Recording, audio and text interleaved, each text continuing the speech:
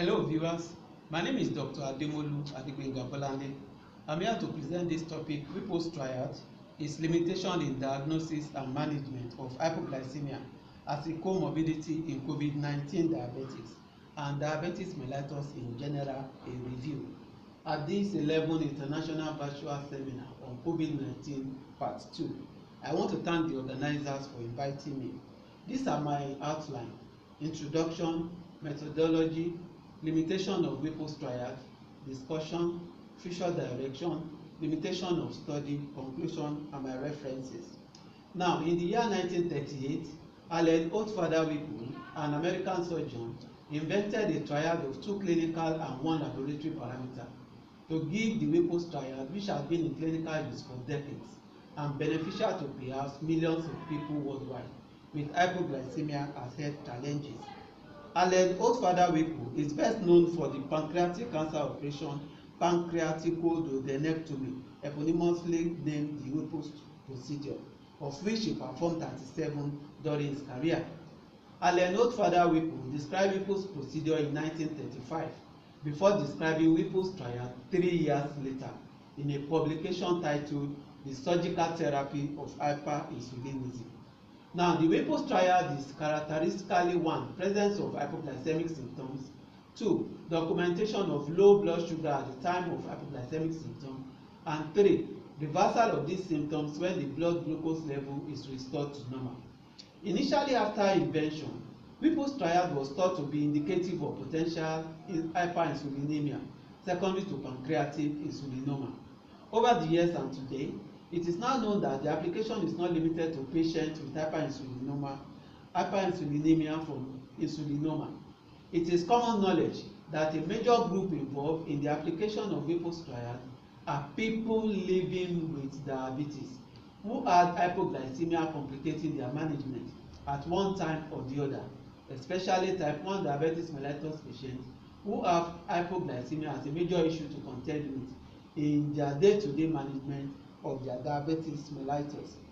Presently in the world, there is coronavirus disease 2019 COVID-19 pandemic caused by severe acute respiratory distress syndrome, coronavirus 2, also known as SARS-CoV-2. Though the statistic is changing daily for now, presently it has affected over 200 countries worldwide, affected all continents apart from Antarctica, with over 57 million people infected according to World Health Organization as at November 22nd, 2020. This global figure is constantly changing and may be different from when readers assess this presentation. The World Health Organization and or the Center for Disease Control in each country may be contacted for latest updated figure. Now, statistically, people with immunosuppression, people with comorbidity, and the elderly are more prone to COVID-19. Among these immunosuppressed group are the diabetic patients who already have the challenges of hypoglycemia as a comorbidity complicating their management at times. Now, hence, knowing the limitation of the diagnostic tool for diagnosing the hypoglycemia is a proactive way of recognizing a possible additional comorbidity that, if not recognized, may further put the COVID-19 diabetic patient at increased risk of morbidity and mortality. Though the issue of hypoglycemia in infected diabetic patients with COVID-19 has not been a major issue in literature for now, the fact that asymptomatic carrier of COVID-19 diabetic patients who develop hypoglycemia complicating management of diabetes make it an important issue to be borne in mind by physicians. Of note is the fact that over the years, Whipple's Triad has been invaluable in diagnosing hypoglycemia in diabetes mellitus patients. But we should not lose sight of this singular fact that though good and useful for diagnostic purposes, Whipple's Triad has its limitation as a diagnostic tool, which is the focus of this review. Methodology. A Google search was conducted in English by typing in the words Whipple, hypoglycemia, diabetes, probable hypoglycemia, COVID-19 in PubMed. A literature review was done going through relevant articles. Now, these are the limitations of Whipple's Triad. Hypoglycemia with reversible neurological damage. 2. Hypoglycemia with irreversible neurological sequelae. 3. Hypoglycemia unawareness. 4. Rebound hypoglycemia. 5. Unconscious patients from other causes other than hypoglycemia. 6. Probable symptomatic hypoglycemia. 7. Symptomatic hypoglycemia. Now let's consider hypoglycemia with reversible neurological damage. Now, Whipple's triad does not have time frame attached to it. That is, between time of presence of hypoglycemic symptoms, which is also the time there is a demonstrable low blood sugar value, and the time of resolution of neurologic symptoms with correction of hypoglycemia. Now, in diabetics with hypoglycemia characterized by reversible neurological deficit, the clinical time of resolution of symptoms after correction of hypoglycemia is dependent on time it takes for the neurological deficit to resolve. This may be varied from one patient to the other. For instance, headache is a reversible neurological symptom of hypoglycemia in some patients, but it is subjective and the time it takes to resolve depends on patient's threshold. Seizure may manifest as reversible neurological symptom of hypoglycemia. To avoid the seizure in the acute stage, apart from giving dextrose infusion, benzodiazepines, anticonvulsants, or barbiturates may be employed to abort the seizure due to metabolic derangement or condition precipitating it, which in this case is hypoglycemia.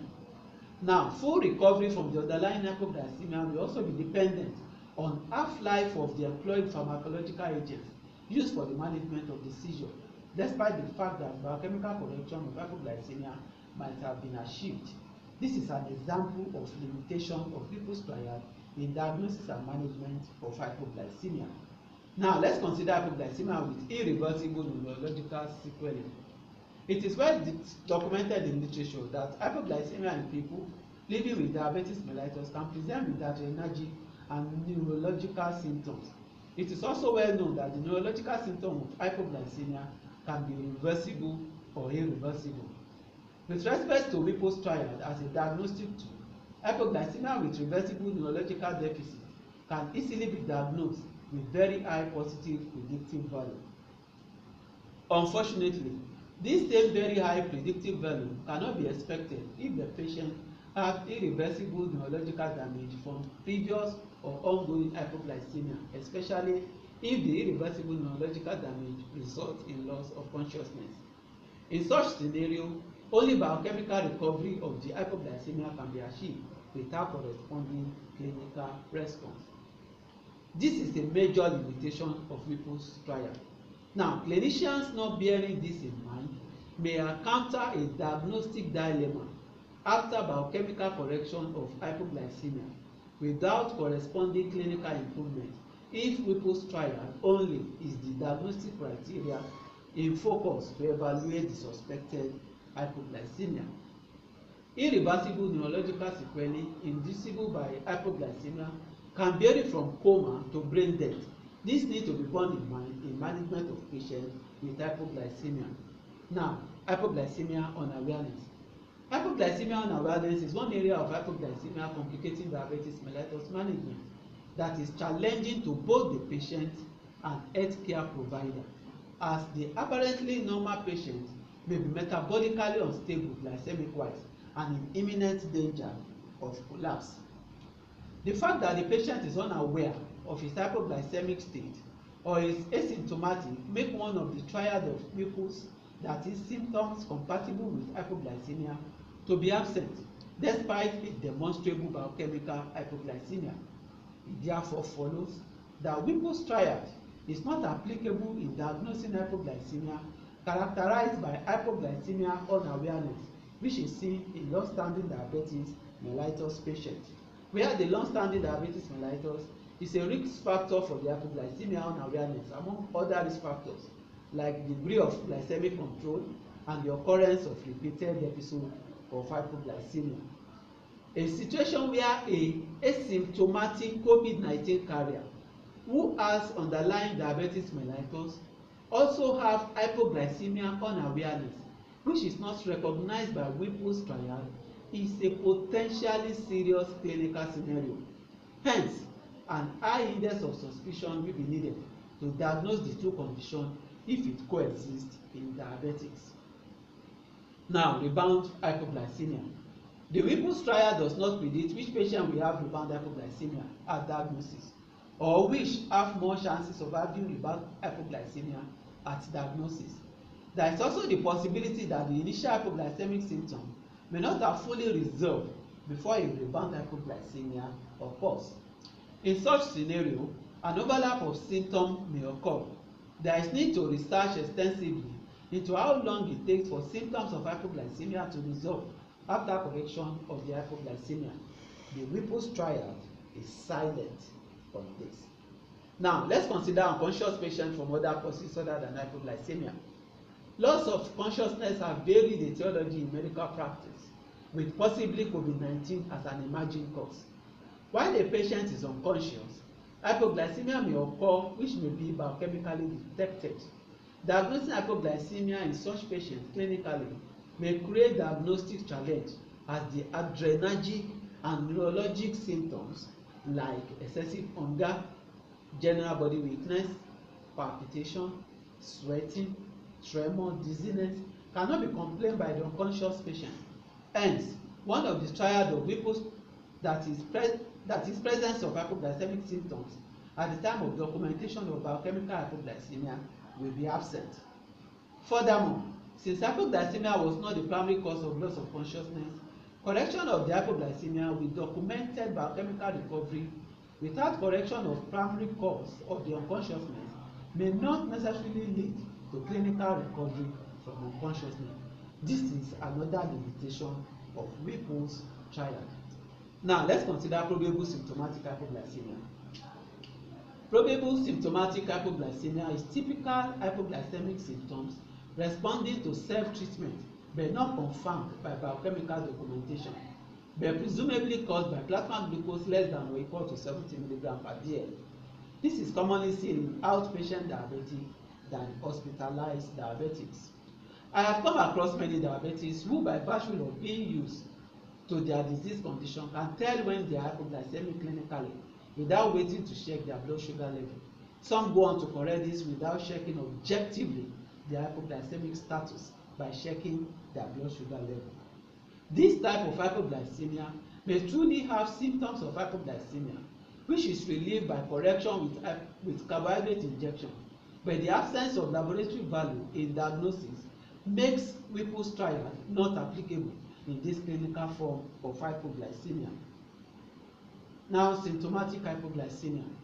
The Whipple's triad does not give insight on the rate of recovery from symptomatic hypoglycemia.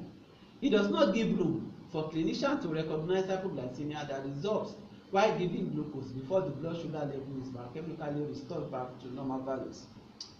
Just as it is silent on how long it takes for hypoglycemic symptoms that do not resolve below normal biochemical blood glucose value to resolve after blood sugar is restored to normal.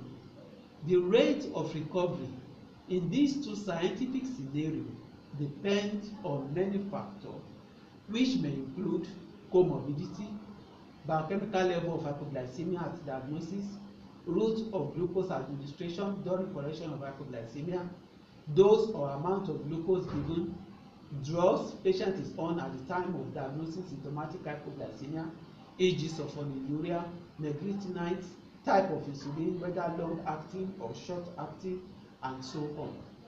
Now, the discussion. Whipple's triad is useful but with limitation in a variety of clinical scenarios as seen above.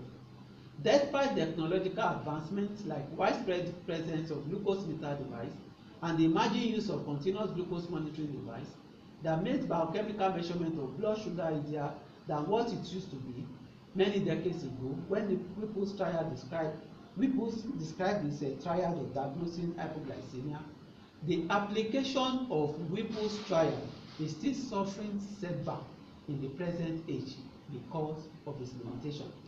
This fact has to be noted carefully in diagnosing hypoglycemia in COVID-19 infected diabetic patients, irrespective of their clinical features.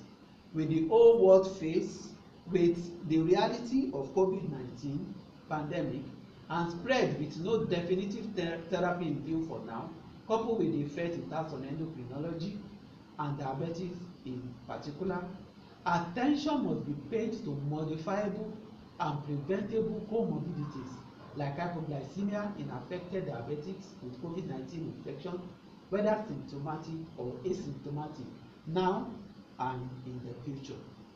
Recognizing hypoglycemia at a time like this is crucial, since diabetics are already immunosuppressed and diabetes is usually associated with comorbidity. Reducing the number of comorbidity by appropriately diagnosing hypoglycemia among other comorbidities of diabetes perhaps will help to improve outlook of prognosis in diabetes with COVID-19 infection. So what are the future directions? Specificity, sensitivity, and predictive value of Whipple's triad in diagnosing hypoglycemia complicating diabetes mellitus management should be looked into. The prevalence of COVID-19 in diabetes in each country and worldwide should be determined and compared in type 1 and type 2 diabetes mellitus.